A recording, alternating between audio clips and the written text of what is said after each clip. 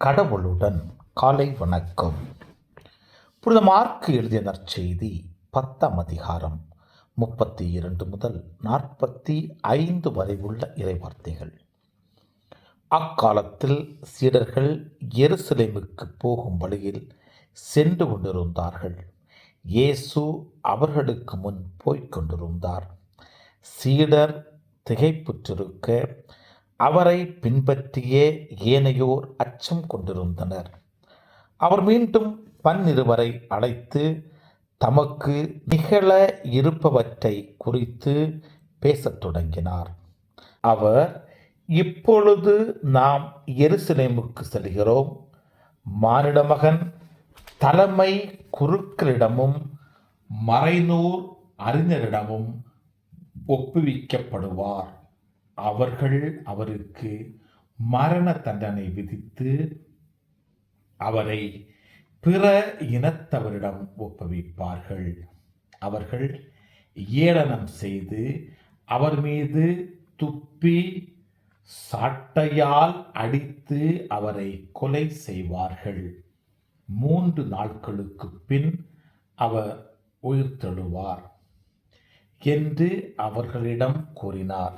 செபதேவின் மக்கள் யாக்கோபும் யோவானும் அவரை அணுகிச் சென்று அவரிடம், போதகரே, நாங்கள் கேட்பதை நீர் எங்களுக்கு செய்ய வேண்டும் என விரும்புகிறோம் என்றார்கள். அவர் அவர்களிடம், நான் என்ன செய்ய வேண்டும் என்று நீங்கள் விரும்புகிறீர்கள் என்று கேட்டார். அவர்கள் அவரை நோக்கி, நீர் அரியணையில் இருக்கும்போது எங்களில் ஒருவர் உமது வலப்புறமும் இன்னொருவர் உமது இடப்புறமும் அமர்ந்து கொள்ள எங்களுக்கு அருளும் என்று வேண்டினர்.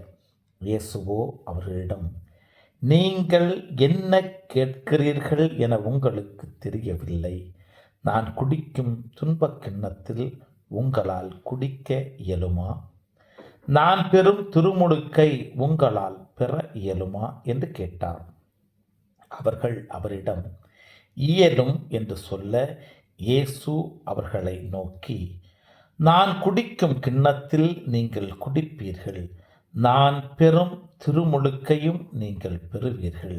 ஆனால் என் வலப்புறத்திலும் இடப்புறத்திலும் அமரும்படி அருளுவது எனது செயல் அல்ல, மாறாக அவ்விடங்கள் யாருக்கு ஏற்பாடு செய்யப்பட்டுள்ளதோ அவர்களுக்கே அருளப்படும் என்று கூறினார். இதை கேட்டுக்கொண்டிருந்த 10 பேரும் யாக்கோபு மீதும் யோவான் மீதும் கோபம் கொள்ளத் தொடங்கினார்கள்.